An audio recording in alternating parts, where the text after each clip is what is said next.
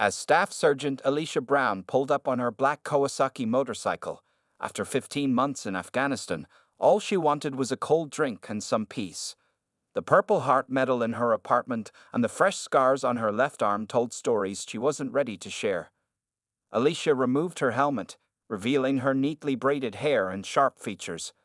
At 32, she carried herself with the confident posture that came from years of military service. Her brown eyes scanned the parking lot, noting the row of motorcycles lined up near the entrance, mostly Harleys with Confederate flag stickers and other symbols that made her jaw tighten slightly. "Just one drink," she muttered to herself, adjusting her leather jacket. Then home to unpack. The moment she pushed open the heavy wooden door, the atmosphere shifted. The jukebox was playing some old country song, and the clinking of beer bottles mixed with pool balls cracking against each other. But there was something else, a tension that crept into the air as conversations began to die down. Pete's bar hadn't changed much since she'd left. The same neon beer signs buzzed on the walls, the same smell of stale cigarettes and spilled beer hung in the air, and unfortunately, the same small-minded attitude seemed to linger like unwanted guests. Alicia felt the stares as she walked to the bar. Some were just curious. It wasn't every day that a black woman in a leather jacket walked into Pete's. Others were less friendly, carrying the weight of generations of prejudice. She'd faced worse in Afghanistan. Much worse. "What can I get you?" the bartender asked. He was new, young guy, probably in his early 20s, with kind eyes and a nervous smile. "Beer, please. Whatever's cold," Alicia replied, her voice carrying the slight hint of her Alabama upbringing mixed with the crisp pronunciation that came from military service. As the bartender grabbed her drink, she heard the harsh scraping of bar stools behind her. Heavy footsteps approached, accompanied by the jingling of chain wallets and the creak of leather. Well, a gravelly voice said. "Looks like somebody took a wrong turn." Alicia didn't turn around. She'd dealt with men like this before, even before joining the military. Their kind of courage usually came from numbers and alcohol. The bartender set her beer down, his eyes darting nervously between Alicia and whoever was behind her. "That'll be $4, ma'am." She reached for her wallet, but a thick, tattooed arm reached past her and slapped a $5 bill on the counter. "Let me get that for the lady," the same voice said, dripping with mock politeness. "We wouldn't want her to feel unwelcome now, would we, boys?" Laughter erupted from behind her.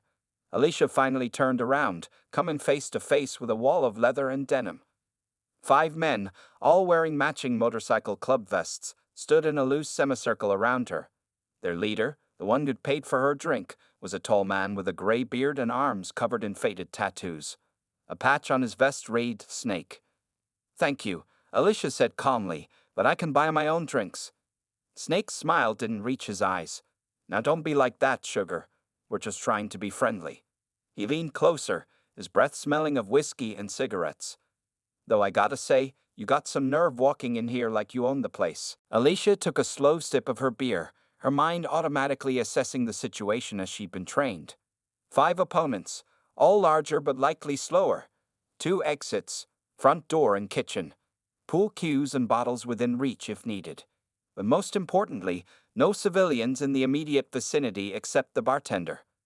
"I'm just here for a quiet drink," she said, keeping her voice level. "I don't want any trouble." One of Snake's friends, a shorter man with a shaved head, laughed. "Should've thought about that before you came in here. This ain't your kind of place." "My kind of place?" Alicia raised an eyebrow. "And what kind would that be?" The tension in the room thickened. Other patrons were watching now, some with concern, others with anticipation. The bartender had disappeared, probably calling the police. Smart kid. Snake took another step forward, invading her personal space. "You know exactly what we mean. This here's a respectable establishment. We got standards." Alicia felt her combat training kicking in, the heightened awareness, the steady breathing, the careful calculation of distance and angles. But she also felt something else: exhaustion. Exhaustion from fighting Taliban insurgents, from losing friends to IEDs, from earning medals that some people would never respect simply because of her skin color. "Standards?" she said, setting her beer down carefully. "Like ganging up on someone who just wants to have a peaceful drink? Those kinds of standards?" Snake's face darkened. "You got a smart mouth on you, girl. Somebody ought to teach you some respect. Respect. Alicia finally turned to face him fully. I've spent the last 15 months defending this country in Afghanistan. I've watched good people die, saved others, and earned every bit of respect I deserve. But you wouldn't know anything about that, would you? For a moment, surprise flickered across Snake's face. One of his friends, a younger guy in the back, shifted uncomfortably. But Snake's pride wouldn't let him back down now, not in front of his crew. You expect us to believe that? He sneered. What? They letting anybody into the military these days? Alicia's hand moved to her jacket pocket, where she kept her military ID, but she stopped herself. She didn't know these men any proof. She didn't know them anything. Believe what you want, she said, standing up. I'm leaving. Not because I'm afraid of you, but because you're not worth my time. She turned to go, but Snake grabbed her arm. It was the arm with the fresh scars, and pain shot through her body. But more than that, the gesture triggered something. Memories of combat, of fighting for survival, of protecting her unit. Nobody walks away from me, Snake growled. The bartender's voice cut through the tension. I called the cops. They're on their way. Snake's grip tightened. Plenty of time to teach this girl a lesson about respect. Alicia looked down at his hand on her arm, then up at his face. Her voice was quiet but carried the weight of someone who had seen real combat. You have exactly 3 seconds to let go of my arm. After that, I can't guarantee your safety. Laughter erupted from the bikers, but it was nervous laughter. Something in her tone made them uncertain. You threatening me? Snake asked, his face reddening. No, Alicia replied calmly. I'm giving you a chance to walk away with your dignity intact. 1. Snake's grip tightened. 2. His friends moved closer, forming a tighter circle. 3.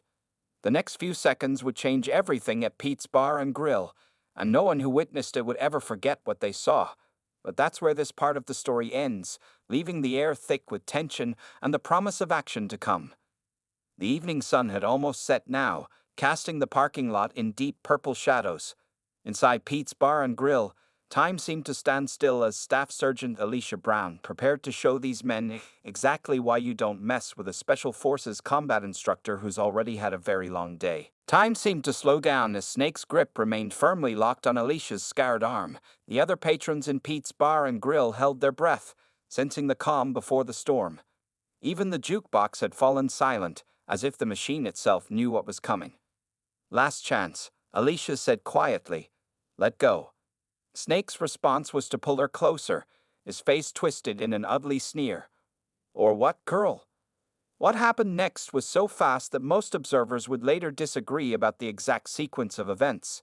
In one fluid motion, Alicia's free hand grabbed Snake's thumb, bending it backward at precisely the right angle to break his grip.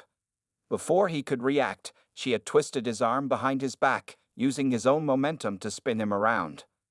The big man found himself facing his own gang, his arm locked in a position that sent waves of pain shooting through his shoulder. He let out a grunt of surprise and anger. What the hell? One of Snake's friends shouted. This one had a red bandana and a neck covered in tattoos. He lunged forward, throwing a wild punch at Alicia's head. She ducked smoothly, keeping her hold on Snake while using him as a shield. The punch meant for her caught Snake square in the jaw instead. Taking advantage of their confusion, Alicia released Snake with a push that sent him stumbling into 2 of his friends. Don't do this, she warned them. I don't want to hurt anyone. But the bikers weren't listening. The one with the bandana came at her again, this time more cautiously. He was joined by a younger member with a scraggly beard who tried to circle behind her. Alicia's military training took over completely. She moved like water, fluid and unstoppable. When Bandana threw another punch, she redirected his force, sending him crashing into a table. The younger one tried to grab her from behind, but she dropped her weight and flipped him over her shoulder. He landed hard on his back, the wind knocked out of him. Stay down, she advised as she stepped back, maintaining her defensive stance. Snake had recovered by now, wiping blood from his split lip where his friend had accidentally hit him. His face was red with rage and embarrassment. Get her, he roared. The remaining 2 bikers rushed her simultaneously. One was tall and lanky, the other short and muscular. They had clearly done this before, working together to try to overwhelm their target. But they had never faced anyone like Staff Sergeant Alicia Brown. She met their charge head-on, ducking under the tall one's grab while sweeping the shorter one's legs out from under him. As the tall one turned to grab her, she caught his arm and used his own momentum to send him spinning into the bar. The short, muscular one was back on his feet quickly, pulling out a switchblade. The sight of the blade changed the atmosphere in the room instantly. Several patrons gasped, and someone shouted, "He's got a knife." Alicia's expression hardened. "Really? You want to escalate to weapons?" The man lunged at her with the knife. She sidestepped, caught his wrist, and in one smooth motion disarmed him. The knife clattered to the floor, and she kicked it away under a table. Before he could react, she had him in a joint lock that brought him to his knees, grimacing in pain. "That was stupid," she told him, her voice cold. "Very stupid." Snake had retrieved something from his vest, brass knuckles that glinted in the bar's dim light. "You're dead," he growled, advancing on her. Alicia released the kneeling man with a push and faced Snake. "You really don't learn, do you?" He swung at her with the brass knuckles. She blocked the blow with her forearm, not catching it, but deflecting it so his force worked against him. As he stumbled forward, she struck him twice in rapid succession, once in the solar plexus, once behind the knee. Snake went down hard. The other bikers were struggling to their feet, but their earlier confidence was gone. They had expected an easy target, someone they could intimidate or overwhelm with their numbers. Instead, they had found themselves facing someone who moved with the precision and skill of a trained warrior. "Look at your leader," Alicia said to them, standing over Snake, who was gasping for breath. "Look at how well this is working out for him. We can keep going, but I promise you, it only gets worse from here." The young bartender, who had been watching wide-eyed from behind the bar, called out, "Cops are almost here. I can hear the sirens." Indeed, the distant wail of police sirens was growing louder. The bikers looked at each other uncertainly, then at their fallen leader. "This ain't over," Bandana growled, but there was fear in his voice now. "Actually, it is," Alicia replied. "But before you go, there's something you should know." She reached into her jacket and pulled out her military ID, along with something else, a silver star medal that gleamed under the bar lights. "Next time you want to harass someone based on how they look, remember this moment. Remember that the person you're judging might be someone who's fought for your right to be an ignorant fool." Snake was finally getting to his feet, helped by two of his friends. His face was a mask of pain and humiliation. "You think this proves anything?" He spat, but his voice was shaky. "I think it proves that your assumptions about people, about who belongs where, about who deserves respect, are wrong," Alicia said. "I think it proves that the color of my skin has nothing to do with my worth as a person or my ability to defend myself." The police sirens were very close now. Red and blue lights began flashing through the bar's windows. "Now," Alicia continued, "you have a choice. You can stay here and explain to the police why 5 grown men were trying to assault a decorated combat veteran, or you can leave. Either way, I'll be filing a report about this incident." The bikers didn't need to discuss it. They began backing away toward the door, supporting their injured leader. As they reached the exit, Snake turned back one last time. "This ain't finished," he said, but the threat sounded hollow now. "Yes, it is," Alicia replied firmly. "And next time you see a black person walk into this bar or any other place you think they don't belong, remember tonight. Remember what happened when you chose to judge someone without knowing who they really are." The door swung shut behind them just as the first police car pulled into the parking lot. The bar erupted in scattered applause and murmurs of amazement. Several people had recorded the incident on their phones, though most had been too stunned to think of it until the end. Alicia walked back to the bar and picked up her beer, which had somehow survived the chaos unspilled. She took a long drink as the bartender stared at her in awe. That was incredible," he stammered. "I've never seen anything like it." "Neither have they," Alicia replied with a slight smile, "and hopefully, they never will again." Outside, they could hear the bikers trying to explain themselves to the police. From the sound of it, they were having trouble coming up with a story that didn't make them look like the aggressors they were. The confrontation was over, but its effects would ripple through the community in ways no one could have predicted. And for Staff Sergeant Alicia Brown, it was just another example of why she continued to serve. not just to protect her country from external threats, but to stand up against the prejudices that threatened it from within. The next morning, Alicia sat in the local police station, giving her official statement about the incident at Pete's Bar and Grill. Officer Lisa Martinez, a young Hispanic woman, typed rapidly as Alicia recounted the events. "So after you defended yourself, they left the premises?" Officer Martinez asked, looking up from her computer. "Yes," Alicia replied, "but not before making more threats." She pulled out her phone and showed the officer several messages she'd received through social media. Snake and his gang had somehow found her profiles and spent the night sending increasingly hostile messages. Officer Martinez frowned as she read them. "This is serious. They're making direct threats of violence." She looked at Alicia with concern. "We can file for a restraining order right now." Before Alicia could respond, the station's front door burst open. Snake Miller strode in, flanked by 7 men, more than had been at the bar the previous night. His face was still bruised, but now he wore an expression of smug confidence. "There she is," Snake announced loudly. "I'm here to press charges for assault." Officer Martinez stood up. "Mr. Miller, I suggest you leave. We have multiple witnesses and video evidence showing you and your friends were the aggressors." Snake pulled out his phone. "Got some interesting videos myself. Shows this woman attacking peaceful citizens." He grinned at Alicia. "Plus, got some friends who saw the whole thing different, real different." Alicia remained seated, watching calmly as Snake's friends spread out across the station's lobby. Other officers began to notice the situation, moving closer with hands near their weapons. "You're trying to intimidate witnesses in a police station?" Alicia asked, her voice carrying across the room. "That's not very smart." Snake's grin widened. "No intimidation, just making sure the truth comes out. Boys." 3 men in expensive suits entered the station. One of them, carrying a leather briefcase, stepped forward. "I represent Mr. Miller and these other gentlemen. We have evidence that Ms. Brown initiated the conflict and used excessive force against our clients." Alicia finally stood up. "You know what? Let's see this evidence." The lawyer opened his briefcase, but before he could pull anything out, the station's door opened again. This time, a tall man in military dress uniform walked in, accompanied by 2 MPs. "Staff Sergeant Brown," the officer said, saluting her.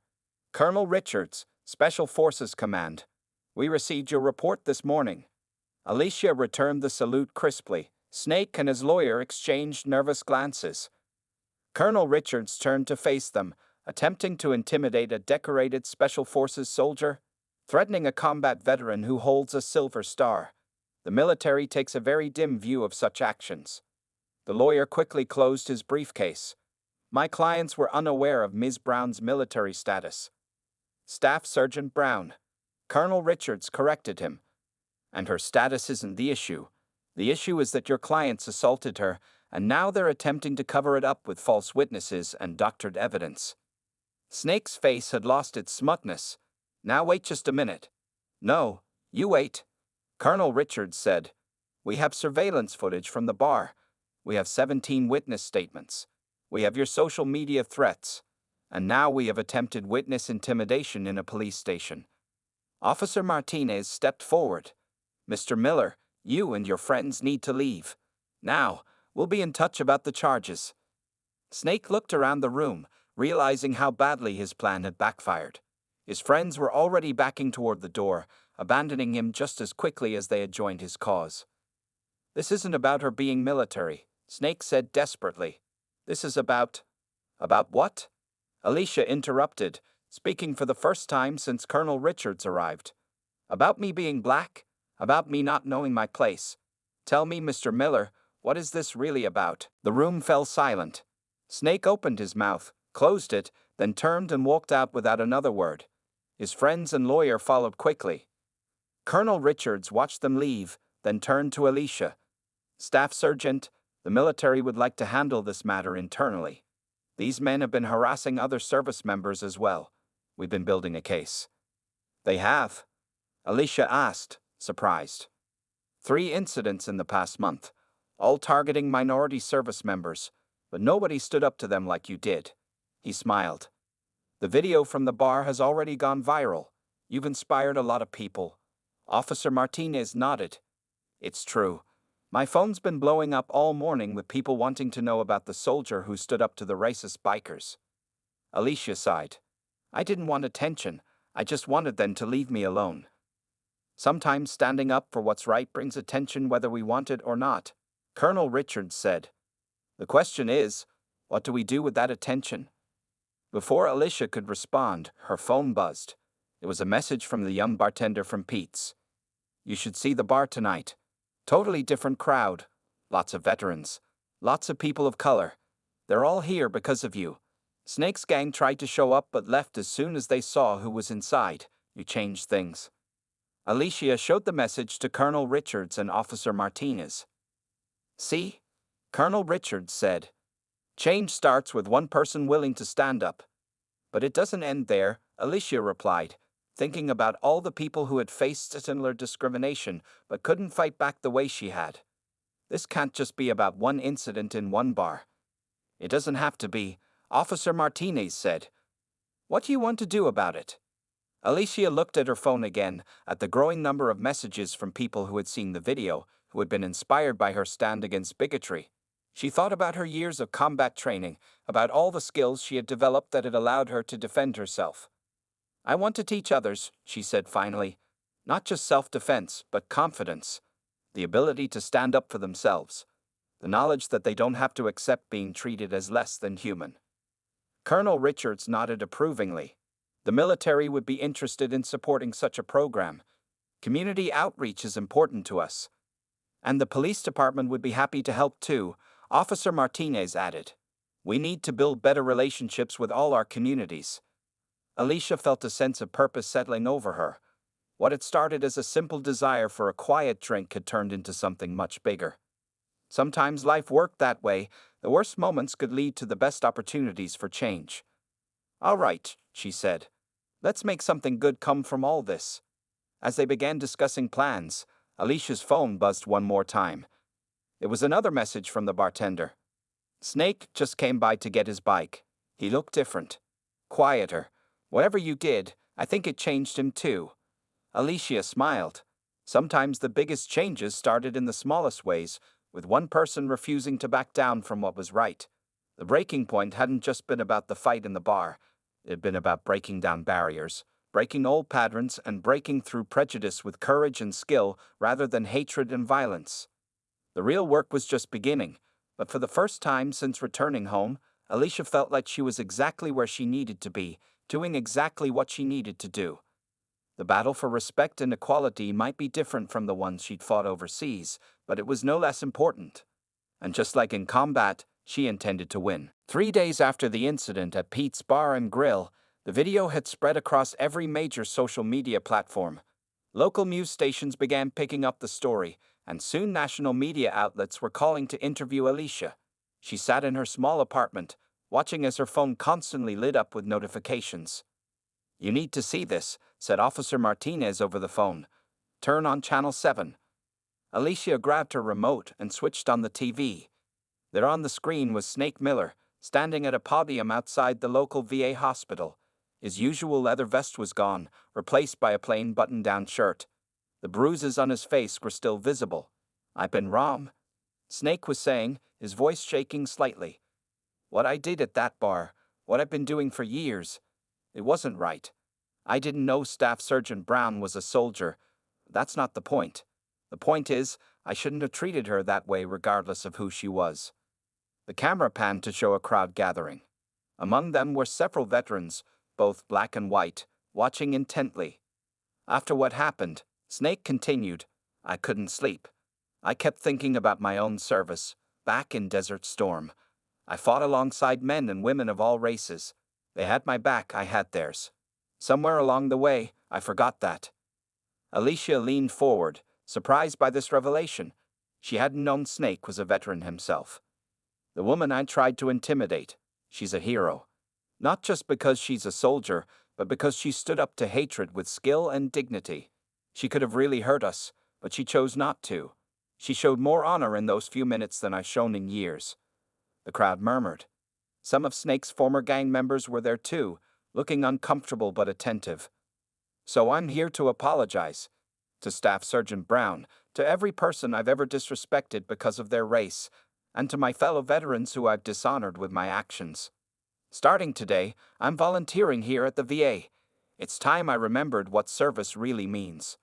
As Snake stepped away from the podium, several black veterans approached him. The cameras caught their handshakes, their quiet words of encouragement. Alicia's doorbell rang. She opened it to find Colonel Richards standing there with a folder in his hand. "Have you been watching the news?" he asked, stepping inside. "Just saw it," Alicia replied. "Is it genuine?" "Seems to be. We did some digging after the incident. Charles Snake Miller, Surgeon First Class, retired. Purple Heart recipient from Desert Storm. Lost his way after coming home, fell in with a bad crowd." The colonel placed the folder on her coffee table. "But that's not why I'm here." He opened the folder, revealing documents with official military letterheads. "The video of you handling those bikers. It's been seen by some important people. Your combat instructor experience, combined with your service record and what happened at the bar. Well, they want to offer you a new position." Alicia picked up the papers, scanning them quickly. "Special Forces Community Outreach Program? We're creating it specifically for you," Colonel Richards explained. "Teaching defense tactics to civilian communities, focusing on vulnerable populations. Veterans, minorities, women, people who need to know how to protect themselves. Like a self-defense program? Much more than that. You'll be working with police departments, community centers, schools, teaching not just physical defense, but de-escalation, situational awareness, confidence building. Showing people they have the right to exist safely in any space." Alicia thought about Snake's speech, about how her actions had somehow reached past his prejudice to remind him of his own better nature. "There's more," Colonel Richards continued. "Local law enforcement wants to partner with the program. Officer Martinez has been pushing for it. They see this as a way to build better relationships with minority communities." Before Alicia could respond, her phone buzzed with a text message. It was from the young bartender at Pete's. "You won't believe this. Snake just came in. He's sitting at the bar with 2 black veterans, buying them drinks. They're swapping war stories. Place is totally different now." Colonel Richards noticed her small smile. "Good news." "Maybe change is possible after all," she said, picking up the folder again. "When do you need my answer about the program?" "Take your time, but—" He was interrupted by a knock at the door. Alicia opened it to find a young black girl, maybe 14 years old, standing there nervously. "Are you Staff Sergeant Brown? I saw the video. I was wondering if you could teach me to be strong like you." Colonel Richards chuckled. "I think your first student just arrived." The girl's mother appeared behind her, looking apologetic. "I'm sorry to bother you. When my daughter saw that video, something changed in her. She's been bullied at school, and seeing you stand up to those men." Alicia looked at the hopeful face of the young girl, then at the documents in her hand. Sometimes the path forward was clear, even if you hadn't been looking for it. "Come in," she said to the girl and her mother. "Let's talk about strength. Not just the physical kind, but the strength to stand up for what's right, the strength to change things." As they settled in her living room, more messages poured in on Alicia's phone. The video had reached military bases across the country. Veterans were sharing their own stories of facing discrimination. Snake's speech was trending online, sparking discussions about redemption and change. Colonel Richards watched as Alicia began talking to the young girl, explaining that true strength came from within, that dignity couldn't be taken away unless you allowed it. "I'll take the position," she told him during a pause. "But I want to do it my way. This isn't just about self-defense, it's about showing people their own worth." "That's exactly why we chose you," he replied. "Sometimes the best way to fight hatred is to show people a better way to be. You did that at the bar, and you're doing it right now." Through her window, Alicia could see more people gathering outside her apartment. Some held signs thanking her for taking a stand. Others just wanted to show support. Among them, she spotted Officer Martinez talking with a group of teenagers, likely explaining about the new program that was coming. What had started as an ugly confrontation in a bar was transforming into something powerful, a movement of change, understanding, and empowerment. And it all began because one soldier refused to accept disrespect, choosing to respond with skill and dignity rather than hatred. The revelation wasn't just about exposing racism or standing up to bullies. It was about showing that change was possible, that people could learn and grow, and that sometimes the best way to fight darkness was to illuminate the path to something better. 6 months after the incident at Pete's Bar and Grill, the building's parking lot was filled to capacity. Cars and motorcycles lined both sides of the street, but this time there were no Confederate flags or hostile symbols. Instead, American flags and military branch decals decorated many of the vehicles. Inside, Staff Sergeant Alicia Brown stood at the center of what used to be the bar's pool table area, now converted into a training space. Around her, 20 students of various ages, races, and backgrounds watched intently as she demonstrated a simple but effective self-defense move. "Remember," she said, helping a teenage girl adjust her stance, "it's not about strength. It's about technique and confidence." Among the students was Snake Miller, his leather vest replaced by a Veterans Support Veterans t-shirt. He worked with a young black teenager, carefully showing him how to break a hold properly. The change in him over the past months had surprised everyone, including himself. "You're dropping your left shoulder too much," Alicia called out to him. "Remember what we practiced?" Snake nodded, adjusting his position. "Like this?" "Perfect," she smiled, remembering how their first encounter in this very room had gone so differently. Officer Martinez walked in, accompanied by several other police officers. They had become regular participants in these training sessions, working to build trust with the community they served. "Ready for the big announcement?" Martinez asked Alicia. "Let's finish this lesson first." Alicia turned back to her students. "Pair up and practice what we've learned. Remember, control, respect, and awareness." As the students worked together, Alicia watched with pride. Her program, now officially called Strength Through Unity, had spread to 3 other cities. What started as a simple self-defense class had evolved into something much more significant. The young bartender, now the bar's manager, brought out water bottles for everyone. Pete's had transformed from a place of division to a community center, hosting various events and bringing people together who might never have met otherwise. After the lesson, everyone gathered around as Officer Martinez stepped forward with Colonel Richards, who had just arrived. "The City Council has unanimously approved full funding for the Strength Through Unity program," Martinez announced. "Starting next month, it will be implemented in all local high schools and community centers." Applause filled the room. Snake stood up, clearing his throat. "I've got an announcement too. My old motorcycle club. We're changing. New name, new mission. We're going to be escorting kids who face bullying to school, providing security for community events, working with the VA to help veterans of all backgrounds." Alicia saw tears in his eyes as he continued. 6 months ago, I was full of hate. Thought I knew who people were just by looking at them. Staff Sergeant Brown didn't just teach me a lesson in fighting that night. She taught me a lesson in humanity." The room fell quiet as Snake walked over to Alicia, pulling something from his pocket. It was his old snake patch from his vest. "I'm not that person anymore," he said, handing it to her. "Thank you for helping me remember who I really am." Colonel Richards stepped forward. "The military has taken notice of what's happening here. Commands across the country are requesting similar programs. Staff Sergeant Brown, they want you to help set up training centers nationwide." Alicia looked around the room, at the faces of her students. She saw the young girl who had first knocked on her door, now standing tall and confident. She saw former antagonists working together, learning from each other. She saw change happening in real time. "I'll do it," she said, "but this stays my home base. This is where it started, and this is where we'll keep building." The door opened, and more people began filtering in. News cameras set up in the corner. They were doing a special report on the program's success.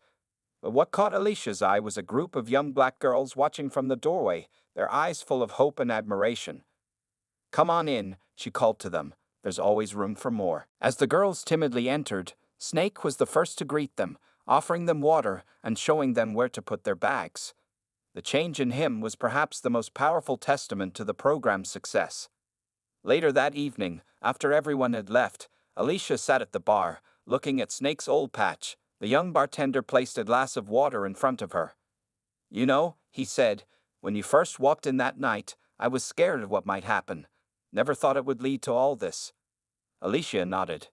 Sometimes the worst moments can lead to the best changes. Her phone buzzed with a message from Colonel Richards. Got 3 more cities wanting to start programs. You've started something big. She looked around the bar, remembering that tense night 6 months ago. The same walls, the same floors, but everything else had changed. The neon signs now shared space with community announcements and class schedules. The pool table area had become a training space. Most importantly, the atmosphere of hostility had been replaced by one of respect and growth. Big changes start small, she said to the bartender. One person, one moment, one choice at a time. Outside, the sun was setting on another day in a community that was learning to see beyond color, beyond prejudice, beyond the limitations of the past. And in Pete's Bar and Grill, once a symbol of division, people were coming together to build something new. The next class would start soon. More students would come, each with their own stories, their own struggles, their own hopes. And Alicia would be there, teaching them not just how to defend themselves, but how to stand tall, how to respect themselves and others, how to be part of the change they wanted to see in the world. Because sometimes the most powerful response to hatred isn't more hatred, it's showing people a better way forward. That was the real lesson of that night at the bar. And it was the lesson Alicia Brown continued to teach, one student, one day, one change at a time. As she prepared for the evening class, Alicia smiled, knowing that the story that began with confrontation had transformed into one of hope, redemption, and the power of standing up for what's right.